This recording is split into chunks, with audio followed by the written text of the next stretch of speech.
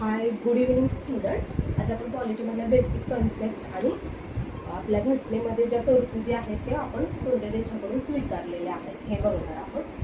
तर पॉलिटीमध्ये आज आपण आता आपली घटना 26 जानेवारी 1950 आपल्या घटनेची अंमलबजावणी झाली. तेव्हा एकूण एक प्रस्ताविका, 22 भाग, 395 कलमे आणि 8 अनुसूच्या होत्या.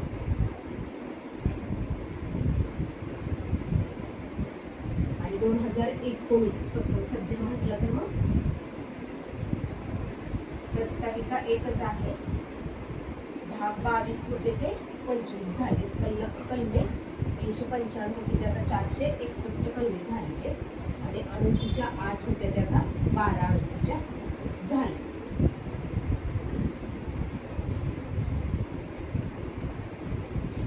म्हणजे प्रस्ताविका एक होती 1950 ला, 2019 पासून प्रस्ताविका एकच आहे. भाग आहेत ते 22 होते आता 25 झाले. कलमे 395 होते 461 झाले. अनुसूच्या 8 होत्या त्या अनुसूच्या 12 झाल्या. आता आपल्या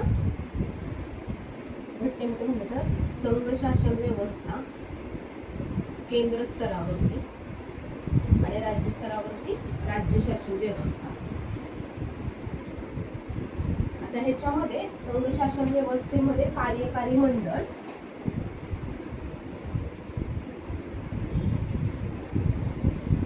कायदे मंडळ आणि न्याय मंडळ. आणि सेम राज्य शासन व्यवस्थेमध्ये पण कार्यकारी मंडळ, कायदे मंडळ आणि न्याय मंडळ. आता या कार्यकारी मंडळामध्ये कोणाचा समावेश होतो? कार्यकारी मंडळामध्ये म्हटलं तर राष्ट्रपती, पंतप्रधान,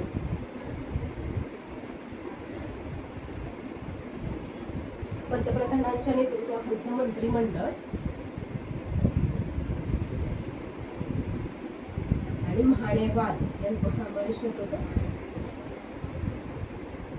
कार्यकारी मंडळ. आता कायदे मंडळ म्हणजे कायदे करणारी राज्य संघ शासन व्यवस्थेवरती कोण आहे? केंद्र स्तरावरती संसद कायदे करते. आणि संसदेमध्ये कोणाचा समावेश होतो? तर संसदेमध्ये राष्ट्रपती, नंतर आपलं वरिष्ठ सभागृह आहे लोकसभा, म्हणजे लोकांना प्रत्यक्षपणे निवडलेली असते ते लोकसभा. आणि हे कनिष्ठ सभागृह आहे आणि वरिष्ठ सभागृह ते राज्यसभा.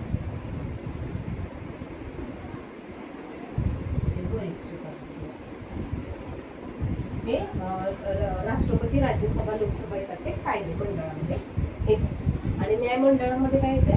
सर्वोच्च न्यायालय, उच्च न्यायालय आणि कनिष्ठ न्यायालय हे येते न्याय मंडळामध्ये. म्हणजे संघ शासन व्यवस्थेमध्ये जे कार्यकारी मंडळ आहे त्याच्यामध्ये राष्ट्रपती, पंतप्रधानांच्या नेतृत्वाखालचं मंत्रिमंडळ आणि महान्यायवादी येतात. कायदे मंडळामध्ये संसद कायदे करणारी आहे केंद्र स्तरावरती. त्याच्यामध्ये राष्ट्रपती, वरिष्ठ सभागृह, राज्यसभा, कनिष्ठ सभागृह, लोकसभा येतात. न्याय मंडळामध्ये सर्वोच्च न्यायालय, उच्च न्यायालय आणि कनिष्ठ न्यायालय. तसं राज्य शासन व्यवस्थेच्या कार्यकारी मंडळामध्ये राज्यपाल,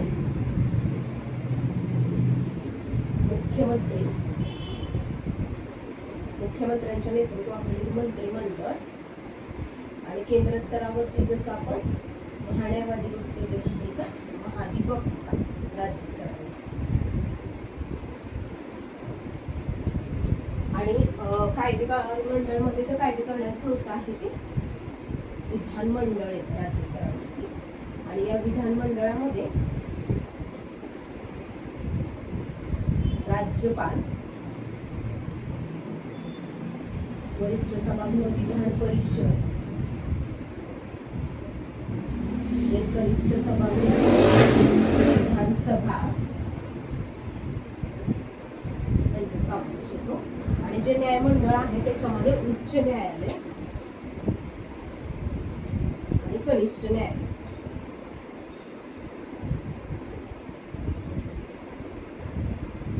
म्हणजे राज्य शासन व्यवस्थेमध्ये जे कार्यकारी मंडळ त्यामध्ये राज्यपाल, मुख्यमंत्री, मंत्रिमंडळ, महाधिवक्तांचा समावेश होतो. नंतर कायदे मंडळ, कायदे करण्याची संस्था विधानमंडळ आहे. या विधानमंडळामध्ये राज्यपाल, विधान परिषद आणि विधानसभेचा समावेश होतो. आणि न्यायमंडळामध्ये म्हणलं तर उच्च न्यायालय आणि कनिष्ठ न्यायालयाचा समावेश होतो. हे येतात आपलं संघ शासन आणि राज्य शासन. आता आपल्या घटनेमध्ये ज्या गोष्टी आहेत किंवा घटनेमध्ये ज्या तरतुदी आहेत त्या कोणकोणत्या देशाकडून घेतलेल्या आहेत, तर त्याच्यामध्ये भारतीय शासन कायदा 1935 मधून आपल्या घटनेमध्ये एकूण 250 तरतुदी घेतली. भारतीय शासन कायदा 1935 त्याच्यामधून जवळजवळ 250 तरतुदी म्हणजे घटनेचा आपल्या 75% भाग 250 तरतुदी म्हणजे जवळजवळ घटनेचा 75% भाग आहे तो त्या कायद्यामधून आपण घेतले. मग त्याच्यामध्ये कोणकोणत्या गोष्टी आपण घेतलेल्या आहेत तर आपली संघराज्य शासन व्यवस्था, म्हणजे संघराज्य शासन व्यवस्था,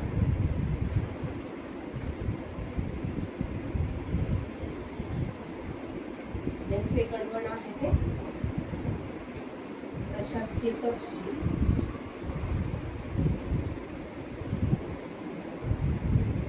राज्यपाल पद, तिसरं राज्यपाल पद, नंतर आणीबाणीची तरतूद,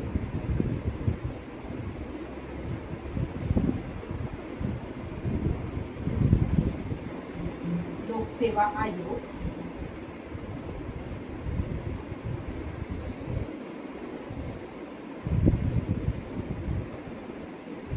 आणि न्याय व्यवस्था. ह्या गोष्टी आहेत त्या आपण भारतीय शासन कायदा 1935 मध्ये काय काय घेतले. संघराज्य शासन व्यवस्था, प्रशासकीय तपशील, राज्यपाल, आणीबाणी, लोकसेवा आयोग आणि न्याय व्यवस्था या गोष्टी आपण घेतलेली भारतीय शासन कायदा 1935. नंतर आपण अमेरिकेच्या घटनेतून काय काय घेतलेलं आहे. अमेरिकेच्या घटनेमधून आपण मूलभूत हक्क,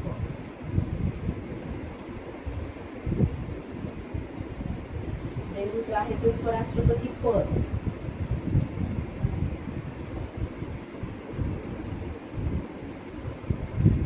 तिसरी तरतूद आहे ती न्यायिक पुनर्विलोकन,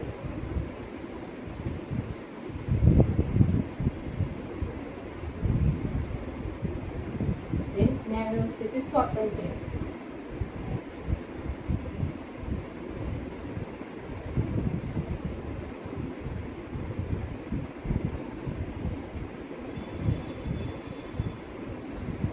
राष्ट्रपतीवरचा महाभियोग,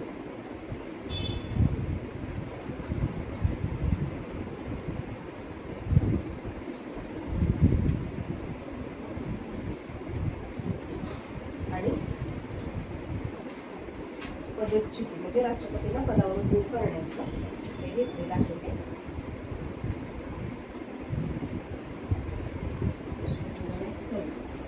सर्वोच्च उच्च न्यायालयाच्या न्यायाधीशांना पदावरून दूर करण्याची पद्धत,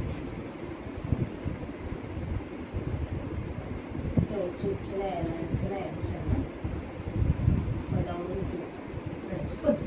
म्हणजे अमेरिकेमधून काय काय घेतले. मूलभूत हक्क, उपराष्ट्रपती पद, न्यायिक पुनर्विलोकन, न्यायव्यवस्थेचे स्वातंत्र्य, राष्ट्रपतींवरील महाभियोगाची पद्धत, सर्वोच्च आणि उच्च न्यायालयाच्या न्यायाधीशांना पदावरून दूर करण्याची पद्धत हे अमेरिकेच्या घटनेवरून आपण घेतली. आता हे भारतीय शासन व्यवस्था हे एवढ्या गोष्टी आपल्याला पाठ करून वगैरे लक्षात राहणार नाही, तर थोडी छोटीशी ट्रिक आपण आपल्या सोयीनुसार बनवू शकतो. माझ्या सोयीनुसार मी बनवते.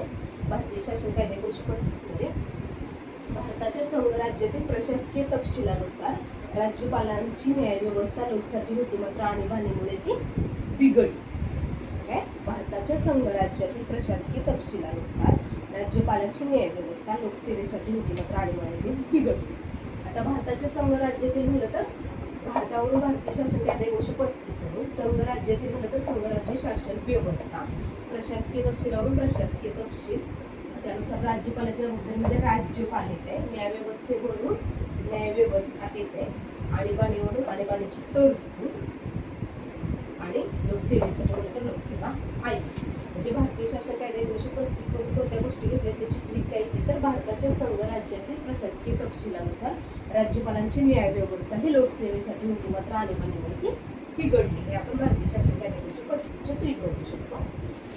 तसं अमेरिकेची ट्रिक काय आहे की अमेरिकेतील अमेरिकेचे जे उपराष्ट्रपती पद आहे, म्हणजे अमेरिकेचे जे उपराष्ट्रपती त्यांना स्वातंत्र्य जास्त भेटलं म्हणून त्यांनी आपल्या हक्काचा उपयोग करून ते न्यायाधीशांना वगैरे पदावरून दूर करतात, परंतु त्यांना पदावरून दूर करण्यासाठी तिथं काय महाभियोग पद्धत नाही, असं आपण एक ट्रिक लक्षात ठेवू शकतो. काय ट्रिक आहे की अमेरिकेच्या उपराष्ट्रपतींना जास्त स्वातंत्र्य मिळाल्यामुळं ते त्यांचा हक्कांचा उपयोग करून कोणत्या पण न्यायाधीशांना वगैरे पदावरून दूर करतात न्यायिक पुनर्विलोकनाने, परंतु त्यांना पदावरून दूर करण्यासाठी त्यांच्यावर महाभियोग लावतात. त्याच्यावर लक्षात ठेवायचं की अमेरिकेच्या अमेरिकेवरून उपराष्ट्रपती पद घेतलेले त्यांना जास्त स्वातंत्र्य भेटले, म्हणजे न्यायव्यवस्थेचे स्वातंत्र्य, म्हणून त्यांच्या हक्काचा जास्त वापर करतात. तर मूलभूत हक्क म्हणजे न्यायिक पुनर्विलोकन वापरून कोणत्या पण न्यायाधीशांना पदावरून दूर करतात, म्हणजे न्यायिक पुनर्विलोकन न्यायाधीशांना पदावर दूर करतात, सर्वोच्च उच्च न्यायालयाच्या न्यायाधीशांना पदावर दूर करण्याची पद्धत, परंतु त्यांना महाभियोग लावून त्यांना दूर करता येत नाही त्यांना पदावरून राष्ट्रपतींची महाभियोगाची पद्धत. हे गोष्टी आपण अमेरिकेसाठी ट्रिक यूज करून लक्षात ठेवू शकतो. ते आहे ते ऑस्ट्रेलियाच्या घटनेवरून आपण जे गोष्टी घेतलेल्या आहेत त्याच्यावरून ऑस्ट्रेलियाची ट्रिक आहे की ऑस्ट्रेलियाच्या संयुक्त बैठकीमध्ये काय ठरलं होतं की ऑस्ट्रेलियाचा व्यापार हा समवर्ती असला पाहिजे. त्याच्यावरून संयुक्त बैठकीवरून ऑस्ट्रेलियावरून आपण काय घेतले की आपल्या संसदेची संयुक्त बैठक आहे ती आपण ऑस्ट्रेलियाकडून घेतली. संसदेची संयुक्त बैठक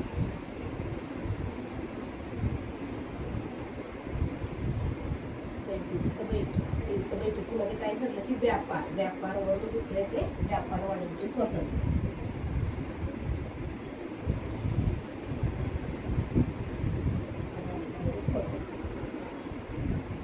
समवर्तीवरून समवर्ती सूची, दुसरा पॉइंट आहे समवर्ती सूची.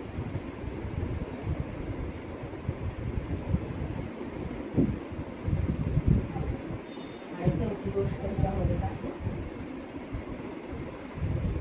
ऑस्ट्रेलियामध्ये आपल्याला 3 गोष्टी म्हणजे ऑस्ट्रेलियाची ट्रिक काय आहे तर ऑस्ट्रेलियाच्या संयुक्त बैठकीमध्ये काय ठरलं की व्यापार ह्या समवर्ती असला पाहिजे, त्यावरून ऑस्ट्रेलियावरून संसदेची संयुक्त बैठक, व्यापार वाणिज्य स्वातंत्र्य आणि समवर्ती सूची हे आहे ते 3 देशाकडून. हे समजलं ना. आता पुढचं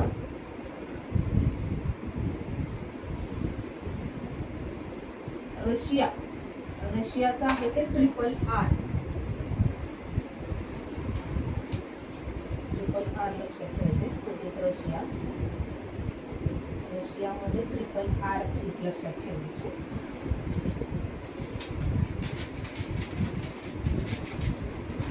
RRR मध्ये RRR R फॉर राज्य धोरणाची मार्गदर्शक तत्त्वे,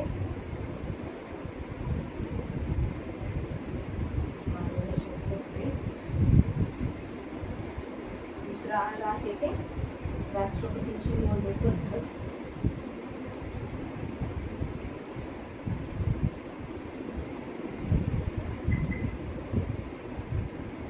तिसरा R आहे ते राज्यसभेवर सदस्यांचं नामनिर्देशन,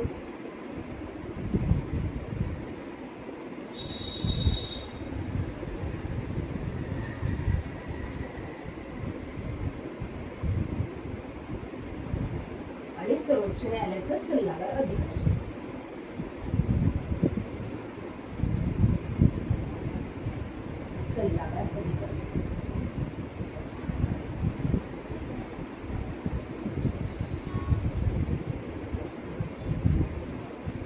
म्हणजे रशियामधून आपण काय घेतले ट्रिपल आर. आर फॉर राज्य धोरणाची मार्गदर्शक तत्वे, सेकंड आर फॉर राष्ट्रपतींची निवडणूक पद्धत, थर्ड आर फॉर राज्यसभेवर सदस्यांचं नामनिर्देशन आणि सर्वोच्च न्यायालयाचे सल्लागार अधिक्षेत्र हे अधिकार क्षेत्र हे आपण रशियाच्या घटनेतून घेतले आहे. देणं आहे ते दक्षिण आफ्रिका. दक्षिण आफ्रिका आणि रशिया ह्या दोन्हीमध्ये एक लक्षात ठेवायचं. दक्षिण आफ्रिकेमध्ये राज्यसभेच्या सदस्यांची निवडणूक, राज्यसभा सदस्य राज्यसभेचे जे सदस्य आहेत त्यांची निवडणूक,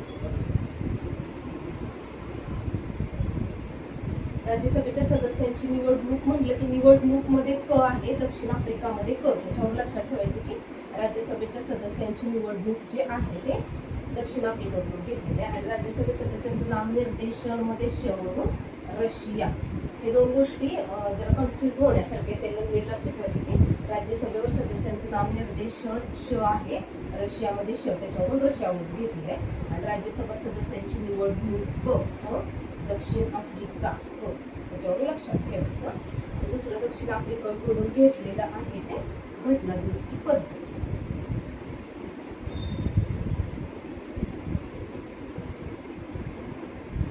म्हणजे दक्षिण आफ्रिकेकडून घटना दुरुस्तीची पद्धत एक घेतलेली आहे. राज्यसभेच्या सदस्यांची निवडणूक हे दक्षिण आफ्रिकेकडून घेतलेली आहे. देन फ्रान्सकडून काय घेतलेलं आहे, फ्रान्समध्ये ण आहे आणि गणराज्यमध्ये गणराज्य घेतलेलं आहे फ्रान्सकडून. आणि दुसरं म्हणजे राष्ट्राची स्वतंत्र समता बंधुता, स्वतंत्र समता बंधुता, स्वतंत्र समता बंधुता हे आदर्श जे आहेत ते फ्रान्स.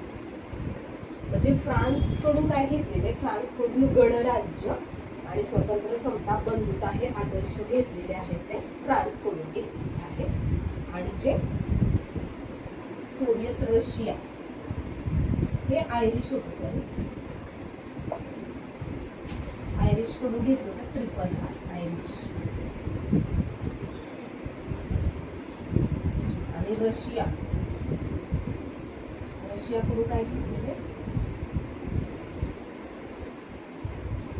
रशियाकडून आपण घेतलेलं आहे काय मूलभूत कर्तव्ये, आणि दुसरं आहे ते सामाजिक आर्थिक न्यायाचा आदर्श, सामाजिक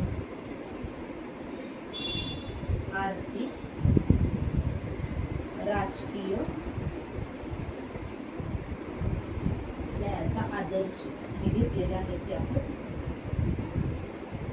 सोव्हिएत रशियाकडून काय काय घेतले, मूलभूत कर्तव्य आणि सामाजिक आर्थिक राजकीय न्यायाचा आदर्श. म्हणजे हे आयचं ट्रिक लक्षात आली. ट्रिपल आर, ट्रिपल आर मध्ये फर्स्ट आर फॉर राज्य धोरणाचे मार्गदर्शक तत्वे, सेकंड आर फॉर राष्ट्रपतींची निवडणूक पद्धत, थर्ड आर फॉर राज्यसभेवरती सदस्यांचं नामनिर्देशन आणि सर्वोच्च न्यायालयाचे सल्लागार अधिकार क्षेत्र. दक्षिण आफ्रिका आणि आयरिश मध्ये एक लक्षात ठेवायचं की नामनिर्देशन मध्ये श, आयरिश मध्ये श आणि दक्षिण आफ्रिकामध्ये क आणि निवडणूक राज्यसभा सदस्य निवडणूक मध्ये क. आयरिश, दक्षिण आफ्रिका, फ्रान्स आणि रशियाच्या घटनेमध्ये घेतलेला आहे. आता जपान आणि जर्मनी. जपानमध्ये प आहे आणि प्रस्थापित मध्ये प, कायद्याने प्रस्थापित पद्धत हे जपानकडून घेतले. जपानमध्ये काय येते, कायद्याने प्रस्थापित पद्धत.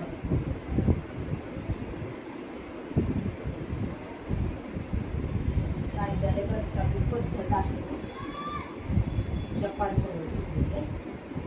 आणि दुसरं आहे की जर्मनी. जर्मनीमध्ये म येते आणि मूलभूत हक्कामध्ये म, त्याच्यावर लक्षात ठेवायचं की आणीबाणी दरम्यान मूलभूत हक्क स्थगित.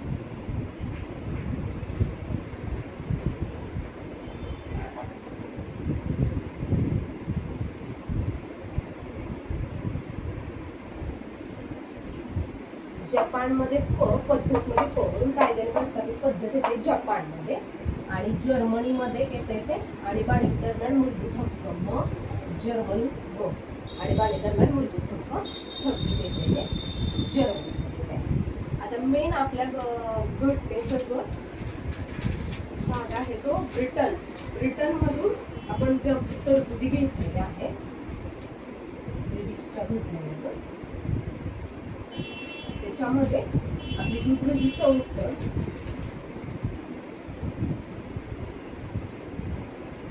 संसदेशी रिलेटेड म्हणलं तर द्विगृही संसद आणि संसदीय शासन पद्धती,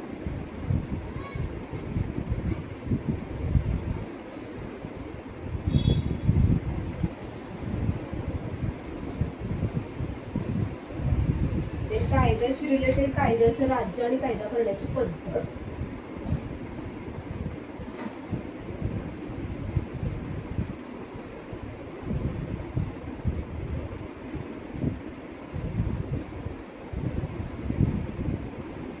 कायद्याचे राज्य आणि कायदा करण्याची पद्धत. एकेरी नागरिकत्वाबद्दल म्हटलं तर एकेरी नागरिकत्व,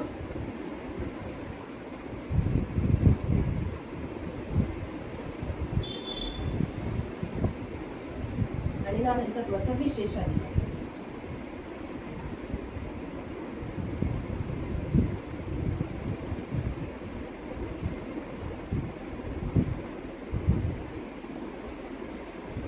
सेवंथ आहे कॅबिनेट व्यवस्था,